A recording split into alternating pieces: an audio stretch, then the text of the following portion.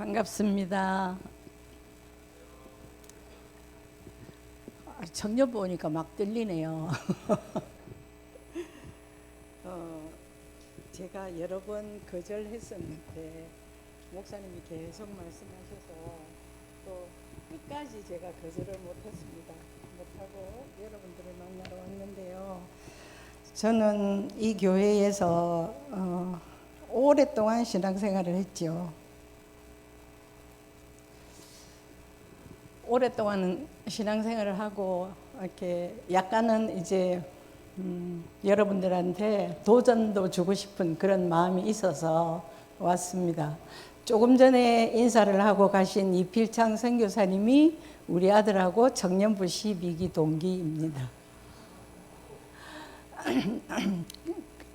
그래서 제가 오랜 시간 동안 우리 교회에서 신앙생활을 했을 뿐만 아니라 이제 선교단체에서도 일을 하면서 선교에 대한 마음을 많이 품고 선교를 아주 여러 번 다녀왔습니다. 제가 이번에 필리핀에 여러분들하고 같이 나가면 62번째 선교를 나가는 거거든요. 그런데 이 선교에 대한 마음을 품으면 선교라는 말만 들어도 가슴이 뛰거든요. 그래서 또 가고 그런데 꼭 여러분들도 가야 할 이유가 있다면 여러분들이 이런 일을 경험함으로 인해서 이제 하나님의 마음을 알게 되고 하나님과 이렇게 깊이 만나는 그런 계기가 되는 것이죠. 가만히 있으면 아무 일도 일어나지 않습니다. 근데 여러분들이 뭔가 주를 위해서 움직이기 시작할 때 여러분들에게도 어떤 일들이 일어나기 시작하는 거죠. 오늘 이제 선교 목사님이 제목을 달라 하고 말씀을 달라 해서 제가 제목을 드렸는데 저는 여러분들에게 진짜 제목을 드릴 때 지금 보면 선교는 왜 해야 할까요? 하고 아주 얌전한 질문을 하죠. 사실 저는 여러분들한테 선교는 왜 해야 되는가 하고 조금 야성적인 도전을 하기 위해서 그렇게 했는데 목사님이 워낙 조신하시고 예의가 바르신 분이라서 선교는 왜 해야 될까요? 하고 이렇게 새각시처럼 얌전하게 제목을 내신 것 같아요. 그리고 이제 이렇게 말씀도 마가복음 말씀을 냈는데 실제로는 우리에게 그 유명한 말씀 있죠. 마태복음 28장 그 18절에서 20절 말씀, 그거는 아주 선교적인 대위임령의 말씀이죠. 그건 아주 굉장히 스케일이 크죠. 그래서 스케일을 조금 줄였고요. 또 목사님이 20분 길면 30분만 말씀을 해달라 해서 제가 아주 어려운 강의를 맡았습니다. 제가 이 강의가 사실은 디사이플 트레이닝 스쿨에서 하는 강의인데 이틀 동안에 5시간을 하는 강의인데 30분으로 줄여라 하니까 줄이고 또 줄이고 어떻게 줄여야 될까 굉장히 고민을 많이 했어요. 그래서 대충 줄이자 뭐 이렇게 하고 제가 많이 줄였는데 이 줄이는 게 굉장히 힘들더라고요. 그래서 오랫동안 많이 고민을 했어요. 근데 우리가 정말 왜 선교를 해야 할까? 왜 해야 되는지 아세요? 여러분들 아세요? 왜 선교해야 되죠? 예? 복음을 전하려고요. 왜 전하려고 하죠? 하나님 명령이잖아요. 하나님 명령. 하나님 명령이니까 우리가 선교를 해야 되는 것이죠. 근데 선교는 우리가 장기 선교와 단기 선교의 두 가지가 있죠. 근데 우리는 주로 단기 선교를 가잖아요. 근데 둘 다 이게 굉장히 중요해요. 우리처럼 단기 선교를 가는 것은 현지에서 선교하는 선교사님이 정말 하고 싶고 꼭 해야 되는 그런 사역들이 있는데 실제로는 인력도 부족하고 재정도 부족해서 못하고 미루어둔 그런 사역이 많이 있거든요. 그런데 이제 우리처럼 이렇게 단기 선교를 나갈 때 인력 보충도 되고 이제 재정 보충도 될 때 이럴 때 선교사님이 하고 싶은 사역들을 하지요. 그렇게 하고 나면 정말 선교사님이 기분이 좋은 거예요. 그래서 우리가 며칠이지만 현지에 있는 선교사님을 돕기 위해서 선교를 나가지요. 그런데 어떤 사람들은 이렇게 말합니다. 여러 수십 명이 그 많은 돈을 들여서 왜 나가냐? 그냥 돈 주고 말지. 그건 선교에 대해서 모르는 사람들이 하는 이야기죠. 여러분, 우리가 작은 힘이지만은 이렇게 함께 나가서 선교사님의 그 선교를 돕고 왔을 때 현지에 있는 선교사님이 기운이 나고 정말 또 새로운 소망이 생기는 것뿐만 아니라 우리가 그 선교를 그 선교사님의 일을 한 것이 아니잖아요. 하나님이 원하시는 일을 우리가 함께 한 거잖아요. 그래서 하나님도 그 일을 한 것에 대해서 아주 기뻐하시고 선교사님도 굉장히 힘을 많이 얻는 겁니다. 돈 몇 푼 탁 던지주고 보내는 것보다는 우리가 가서 선교사님 만나고 일 돕고 그렇게 하고 돌아오는 것이 현지 선교사님들에게는 굉장히 힘이 되는 것이죠. 여러분, 우리가 선교에 대한 강의를 듣고 책을 읽는 것은 하나님에 대한 지식은 배울 수 있습니다. 지식은 배울 수 있는데 선교에 대한 하나님의 심장을 갖지는 못하지요. 일반적으로 하나님에 대해서 아까 조금 전에 선교사님도 비슷한 이야기를 하셨지만은 하나님에 대해서 아는 것은 지식일 뿐이지요. 근데 내가 경험되어진 나의 하나님을 만났을 때 그때 내가 곧 하나님의 심장을 가질 수 있게 되는 것입니다. 나의 하나님을 알기 위해서 우리는 어떻게 해야 되느냐? 겸손하게 기도해야 되죠.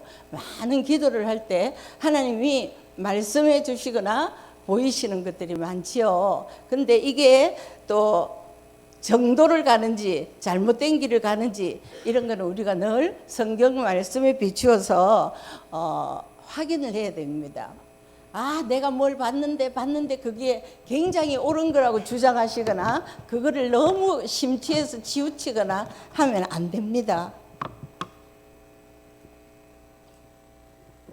그래서 내가 기도할 때 하나님을 만났다면 내가 이렇게 만난 하나님이 정확하게 하나님 나를 만나신 건가? 이런 거를 내 어떤 영적인 멘토에게 물어보고 또 성경 말씀을 통해서 확인해야 돼요. 그리고 여러분들이 찬양할 때 여러분들이 예배하는 중에 말씀을 들을 때 임재하시는 하나님을 만날 수가 있어요. 선교에 대한 강의를 하는데 내가 그 말씀을 들으면서 가슴이 쿵닥쿵닥 뛴다 이러면 하나님께서 여러분에게 신호를 주시는 거지요. 그러면 이 일에 대해서 내가 기도해 봐야 됩니다. 하나님, 내가 선교를 가야 됩니까? 말아야 됩니까? 이런 것까지 여러분들이 확인하고 그렇게 가시면 여러분들은 그때부터 하나님과의 굉장한 친밀한 관계가 이루어지는 것이죠. 그래서 하나님을 알기 위해서는 내가 책으로 읽은 지식과 그냥 남의 이야기를 통해서 들은 말씀을 통해서 그런 하나님이구나 하면 여러분들이 예수 믿는 맛이 없죠. 근데 실제로 내가 기도하고 하나님께서 내게 어떤 신호를 보내고 내가 그것을 받고 이해했을 때 그야말로 그때가 나의 하나님이 되는 것이죠. 실질적으로 여러분이 하나님과 그때부터 동력하게 되는 것이죠. 그런 하나님을 만났을 때 여러분들의 삶이 어떻게 변화되는지 잘 관찰해 보시면 내 삶이 그로 인해서 얼마나 멋지게 살아갈 수 있는지 여러분들이 경험하게 될 것입니다.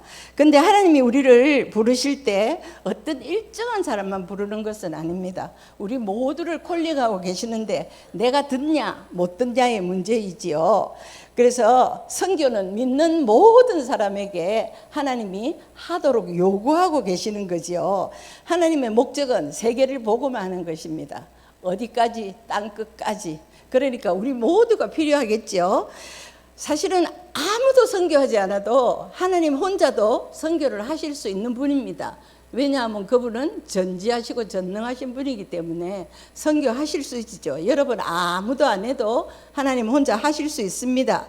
그런데 하나님이 우리를 왜 부르시느냐고요. 하나님은 우리를 창조하실 때 목적이 있었죠. 우리를 창조하시고 교제하시고 또 우리와 함께 동력하기를 원하시는 분이시기 때문에 그렇습니다. 우리가 선교할 때 하나님의 마음으로 선교해야 그때 우리 마음에 어떤 기쁨이 느껴지는가를 기억할 수 있게 되는 것이죠. 그래서 선교는 복음만을 가르치시는 것이 아니라 가르치고 섬겨야 되는 것입니다. 복음만 띡 전하고 그다음부터 나 저 사람 몰라가 아니고 그 사람이 정말 그 영혼이 구원받을 수 있을 때까지 그 하나님 아버지가 내 아버지가 될 때까지 잘 가르치고 잘 섬기고 예수 믿는 사람의 태도는 어떠해야 되는 것을 내 삶으로 보여줬을 때 그 사람이 정말 하나님을 만날 수 있는 것이죠. 우리 본문에서도 봤던 것처럼 마가복음 16장 15절 말씀 다시 한번 우리 다 같이 한번 읽어볼까요? 또 이르시되 너희는 온 천하에 다니며 만민에게 복음을 전파하라 했습니다. 그러니까 우리는 어디에 가든지 복음을 전파해야 되지요. 그리고 가장 우리에게 크게 대위임령을 내리신 말은 마태복음 28장 18절에서 20절 말씀인데요. 예수께서 나와 말씀하여 이르시되 하늘과 땅의 모든 권세를 주셨으니 그러므로 너희가 가서 모든 민족을 제자 삼아 아버지의 아들과 성령의 이름으로 세례를 베풀고 내가 너희에게 분부한 모든 것을 가르쳐 지키게 하라. 내가 세상 끝날까지 너희와 항상 함께 있으리라 하시니라. 여러분, 우리가 일단 예수를 믿고 하나님의 자녀가 됐으면 우리가 어디에 있든지 무엇을 하든지 하나님께서 우리와 항상 함께 계신다고 했습니다. 이보다 더 큰 백은 없습니다. 하나님이 함께 하시는 이것이야말로 우리가 누릴 수 있는 최고의 특권입니다. 여러분 예수 믿고 다 특권을 누리시는 분이죠. 그래서 각자 나의 하나님. 근데 우리 흔히들 이런 이야기 하지요. 응답을 잘 받는 친구에게 네 하나님은 그런데 내 하나님은 와 내한테 아무 말씀도 안 하시노 하는 사람도 있죠. 우리도 친구들끼리 흔히 그래요. 야, 네 하나님은 그런 하나님인데 내 하나님은 와 그러노? 이렇게 얘기하는 친구들도 많이 있습니다. 근데 그런 것은 내가 하나님을 향한 태도가 어떠한가를 살펴봐야 되겠죠. 내가 하나님 앞에 전심으로 나아가서 기도할 때 여러 가지 형태로 하나님이 나에게 경험하게 해주십니다. 그렇게 해주실 때 그거는 누가 뭐라고 해도 변함없는 것이죠. 그 하나님을 내가 붙들었을 때 나는 내 삶이 있거나 없거나 걱정이 없습니다. 저는요 선교단체에 18년을 일을 했는데 그 단체는 돈을 안 줘요. 10원도 안 줘요. 모두 자비로 해야 됩니다. 먹는 것도 버스 타는 것도 다 자비로 해야 되는데 18년 동안 그렇게 그 단체에서 일을 했을 때도 어떤 각오로 일을 하냐면 하나님 주시면 먹겠습니다. 하나님 안 주시면 굶겠습니다. 하나님 주시면 입겠습니다. 안 주시면 벗고 살지요. 이런 각오로 그 선교단체에서 18년을 일을 했는데 한 번도 굶은 적이 없고 한 번도 벗은 적이 없어요. 하나님은 그런 신실하신 하나님입니다. 이렇게 하나님을 신뢰하기 시작할 때에 우리는 굉장히 친밀한 관계가 이루어지는 것이죠. 여러분, 어떤 사역을 시작할 때 하나님이 사람을 부르십니다. 사람을 쓰시려고 할 때 하나님은 어떤 사람을 부르실까요? 어떤 사람을 부를까요? 능력이 많은 사람을 부르겠어요? 능력이 없는 사람을 부르겠습니까? 또 태도가 좋은 사람을 부르겠습니까? 엉망진창으로 사는 사람을 부르겠습니까? 어떤 사람을 부르시겠어요? 여러분들이라면 어떤 사람 부르시겠어요? 여러분들 말할 줄 몰라요? 말 못해요? 하나님이 어떤 사람 부르실까요? 에? 준비된 사람? 또 순종하는 사람. 순종하는 사람은 결국 태도를 보고 부르시는 거죠. 하나님은 능력자를 부르시는 거 아닙니다, 여러분. 하나님이 능력이 없어서 능력자를 부르시겠어요? 아무것도 못하는 바보 천치를 데려다 놔도 하나님은 그 사람을 훈련시켜서 쓰실 수 있는 분입니다. 그래서 하나님은 우리를 부르실 때 태도가 좋은 사람을 부릅니다. 태도를 보고 사람을 부르십니다. 그러니까 하나님 앞에서 겸손하고 기도하고 예배 잘 드리고 순종을 잘하는 사람을 부르시겠죠. 내가 능력이 많다고 하나님 앞에 뽑히는 거 아닙니다. 여러분, 이번에 우리 청년부가 필리핀으로 단기 선교를 간다고 발표했을 때 여러분들 생각은 어땠습니까? 나 가고 싶은데 시간도 없고 돈도 없고 고민했거나 이거는 내 일이 아니다 이렇게 포기를 하셨습니까? 아니면 그래도 기도해 볼까? 하나님 나 가게 하실까? 그런 거 고민을라도 해보셨어요? 그냥 이건 내일 아니다 하고 그냥 외면했던 분들 손 들어보세요. 아무도 없어요? 한 분, 두 분. 그 외에는 다 기도해 보셨어요? 선교 가려고 할 때 나 가고 싶은데 근데 하나님이 가지 말라 하셨어요? 여러분들 이렇게 선교를 간다 이렇게 발표를 했을 때 이번에는 하나님 내게 뭘 말씀하실까 반드시 기도하셔야 되죠. 하나님 청년부에서 필리핀 선교를 간다 하는데 제가 그곳에 가기를 원하십니까? 그거를 물으셔야 돼요. 여러분들이 여러분 개인의 의사를 해서 뭐 돈도 없고 시간도 없고 형편도 뭐 안 되는데 안 가 이러고 아예 외면하신 분들 회개하시기 바랍니다. 회개하십시오. 하나님이 정말 나를 부르고 싶었는데 여러분들이 반응이 너무 없으면 하나님은 인격적인 하나님이시기 때문에 억지로 시키지는 절대로 안 하시는 분입니다. 내가 하기 싫은 일은 절대로 안 시킵니다. 그러면 여러분들은 그때마다 기회를 놓치게 되는 것이잖아요.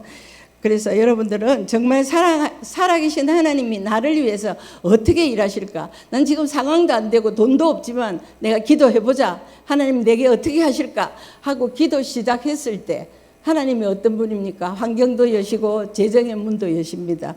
여러분 제가 월급도 안 주는 선교단체에서 18년 동안 일하고 해외를 지금 올해 나가면 62번째 나가는데 꼭 돈이 있어서 간 것이 아닙니다. 꼭 상황에 대해서 간 것이 아닙니다.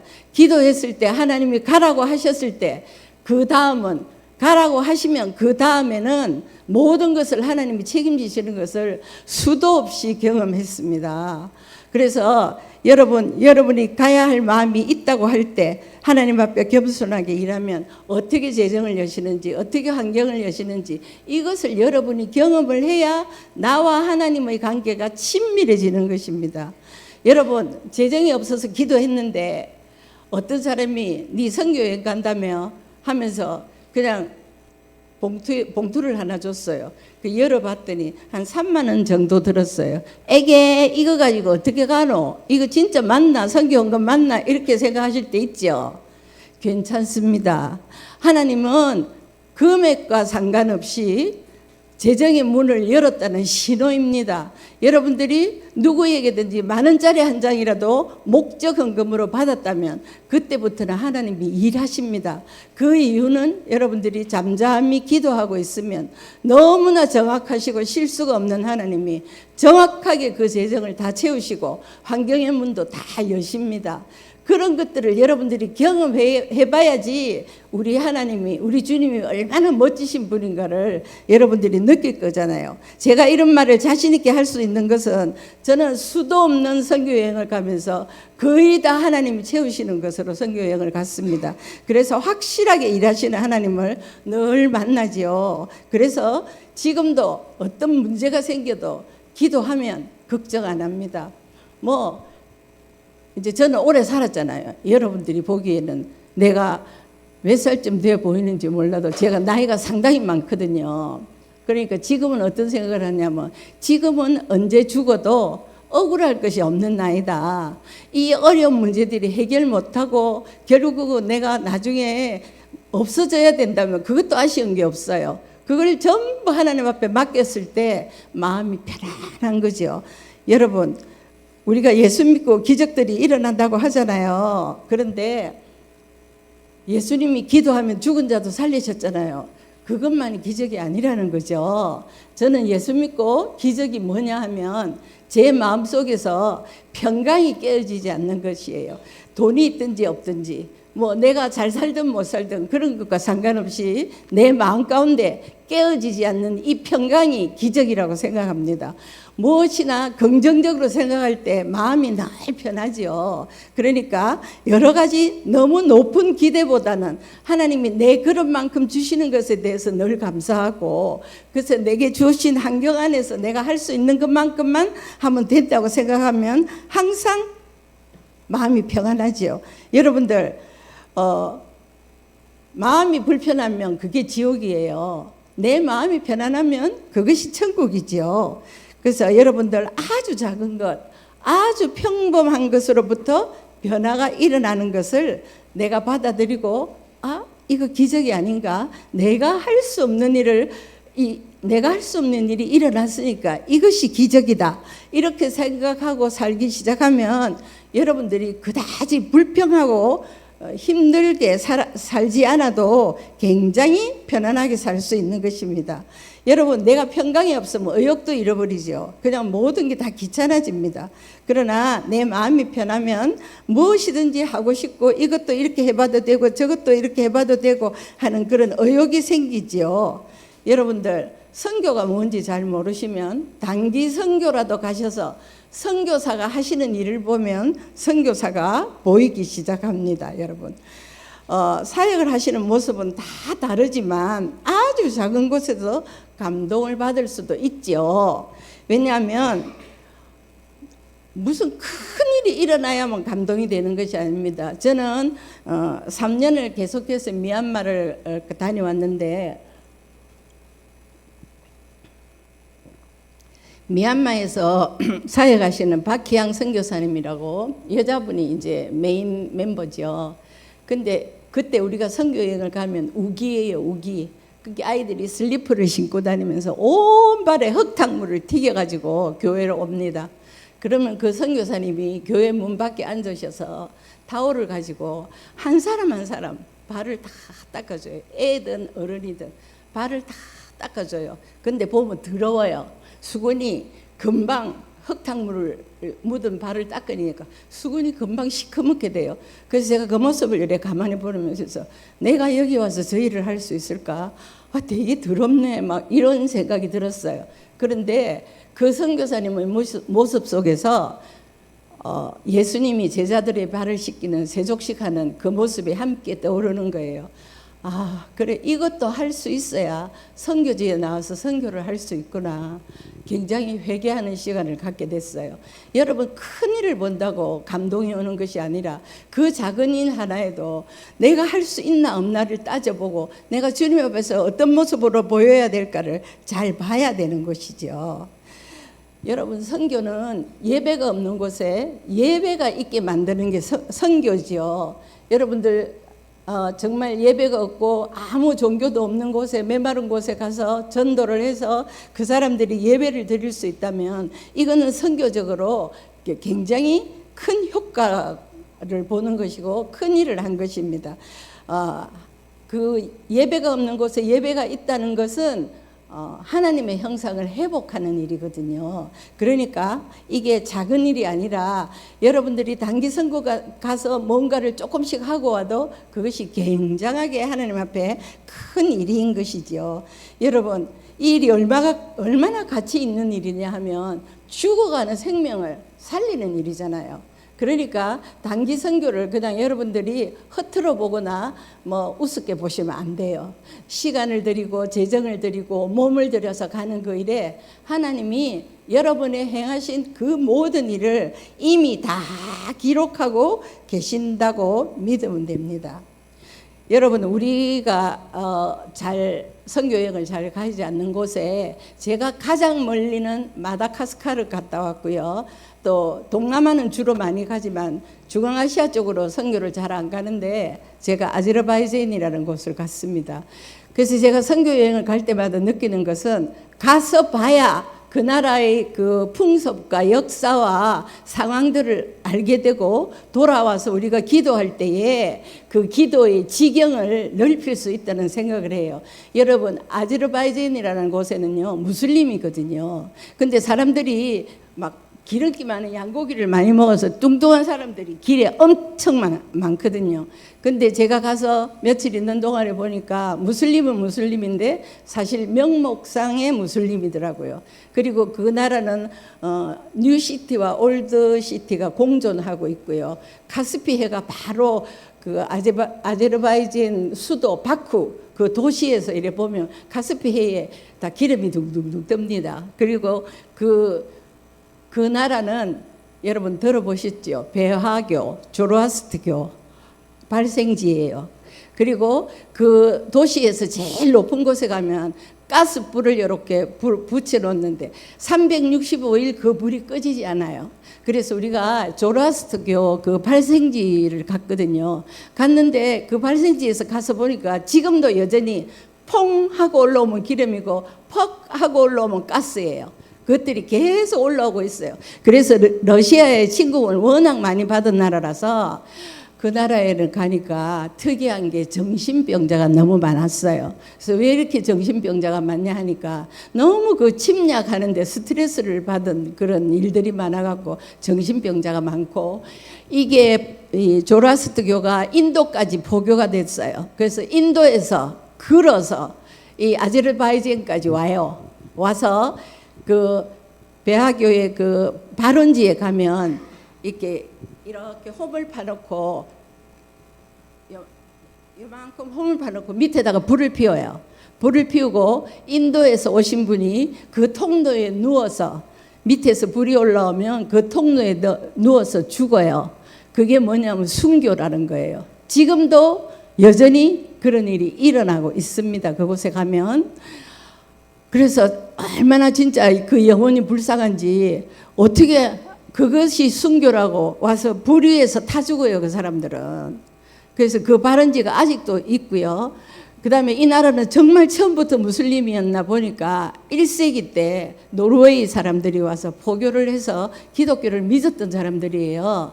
그래서 1세기 때 와서 순교한 선교사들이 키가 한 2m 정도 돼요.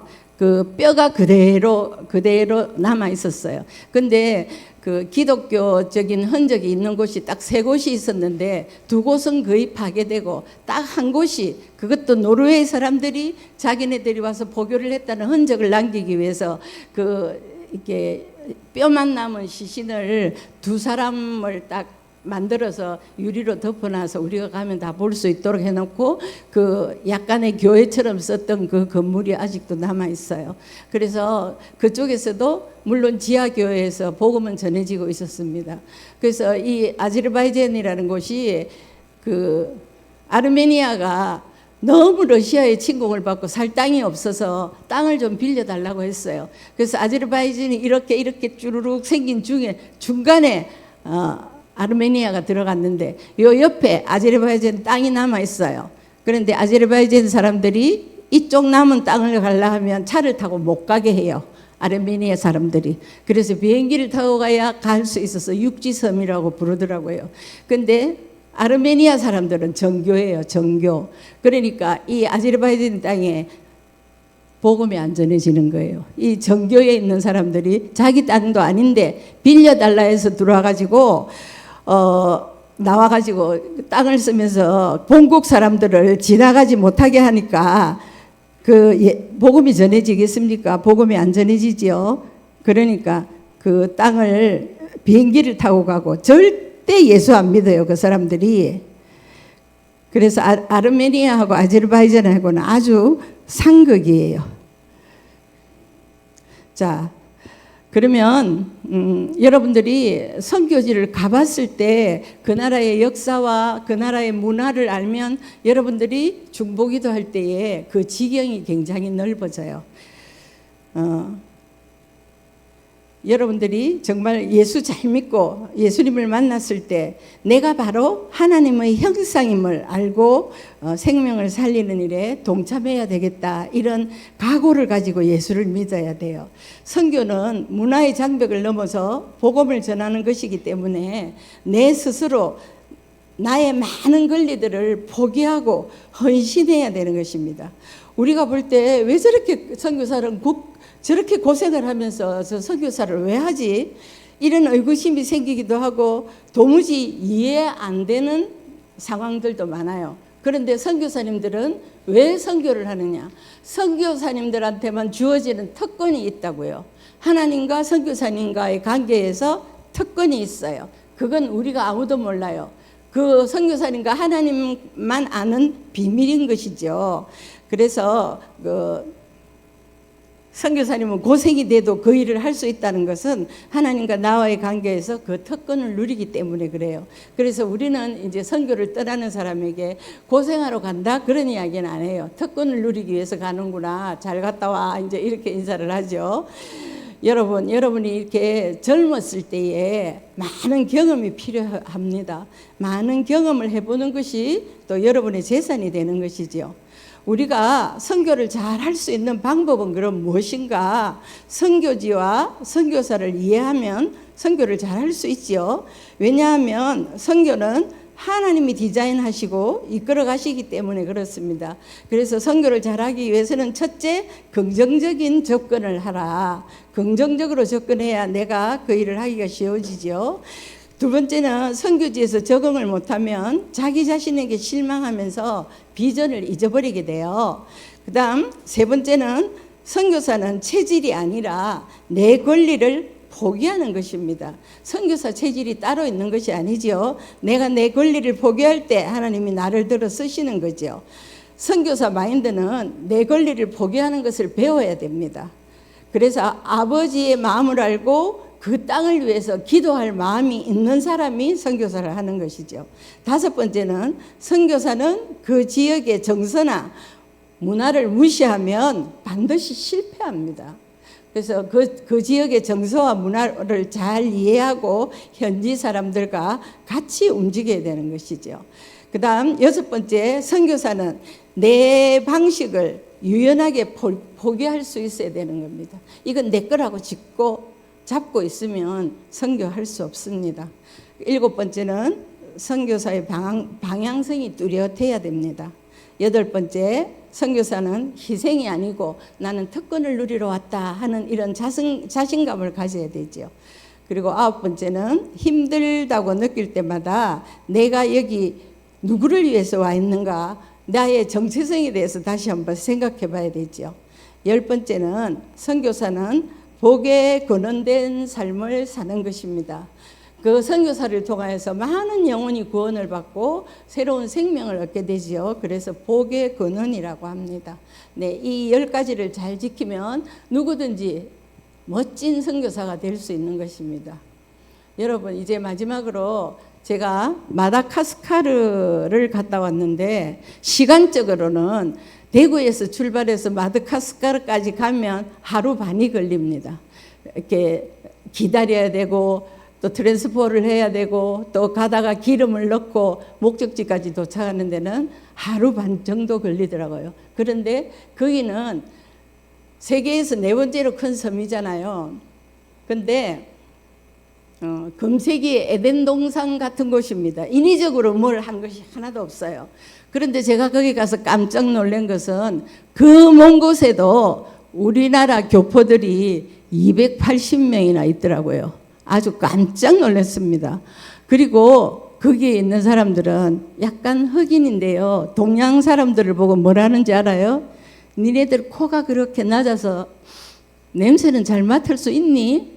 눈은 그렇게 조그매서 너희들은 이만큼만 보이지 우리는 이만큼 보인다 이렇게 하면서 자기네들은 백인 다음에 자기네들이 2등이고 그 다음에 황인종은 3등이래요. 그래서 그 사람들 나름대로 굉장히 자부심을 가지고 있어요. 잘 못 살아도 나름대로 자존심이 되게 강하더라고요. 그리고 무슨 이런 동물원이나 이런 걸 만들어낸 데 보면 정말 꾸민 게 아무것도 없어요. 그저 이상한 나무 조각으로 새가 들어갈 집이 있다든지 그 정도. 그리고 온 마을마다 뭐를 멋지게 만들어 놓은 것은 아무것도 없지만 그래도 길은 아주 깨끗하게 청소를 잘 해놓고 자기네들이 아무리 못 살아도 깨끗이 하고는 살아야 된다 이렇게 생각하면서 굉장히 주변을 깨끗하게 해놓고 사는 것을 봤습니다. 그래 금세기에 아무것도 꾸며놓지 않고 그 나라가 자원이 여러 가지 자원이 많은데 관광객을 유치하려면 뭐도 꾸미고 해야 되는데 그런 거 아무것도 안 하고 자연 그대로 있는 모습을 보았을 때 되게 신기했습니다. 그리고 이제 그 나라에도 다분히 기독교를 전하는 것은 그렇게 어렵지 않더라고요. 그래서 그 나라에 나가서 선교하시는 선교사님을 보면서 여러 가지 불편한 점도 너무 많지만 그래도 열심히 복음을 전해서 많은 사람들의 생명을 구했던 모습을 보고 돌아왔습니다. 여러분 젊었을 때 선교 가는 것은 여러분들이 선교 겸 여행을 많이 한다 생각하시고 선교 갈 기회가 있을 때 많이 가시면 좋을 것 같아요. 가서 현장 보고 또 돌아와서 중보기도 할 때 그것이 여러분들에게 다 복이 되는 것이랍니다. 그래서 오늘 부족하지만 제가 말씀을 드렸지만은 마음에 좀 새기시고 이렇게 여러분들의 나아가야 될 방향에 대해서 방향을 조금씩 바꾸시면 좋을 것 같습니다. 그렇게 하실 수 있겠습니까? 예, 했습니다. 잠깐 기도하죠. 사랑하는 주님, 은혜를 감사합니다. 부족한 딸이 하나님의 말씀을 들고 섰고 여러 가지 부족한 것이 많다 할지라도 오늘 나눈 이 모든 말씀은 하나님이 우리의 인생의 진리로 오셔서 기반이 되어 주셨기 때문에 이렇게 나눌 수 있습니다. 아버지, 우리가 살아있는 날 동안 주님 나라를 위해서 무엇인가 하기를 원하고 하나님 기뻐하시는 그 일을 몸소 하면서 하나님도 기쁘시게 해드리고 우리도 기쁠 수 있도록 도와주시고 오늘 나누어진 말씀이 마음판에 새겨져서 일생을 주님 뜻에 합당한 삶을 살아가는 우리가 될 수 있도록 인도하여 주시옵소서. 이 시간에 허락하신 주님께 감사와 찬양을 드리며 예수 그리스도의 이름으로 기도합니다. 아멘.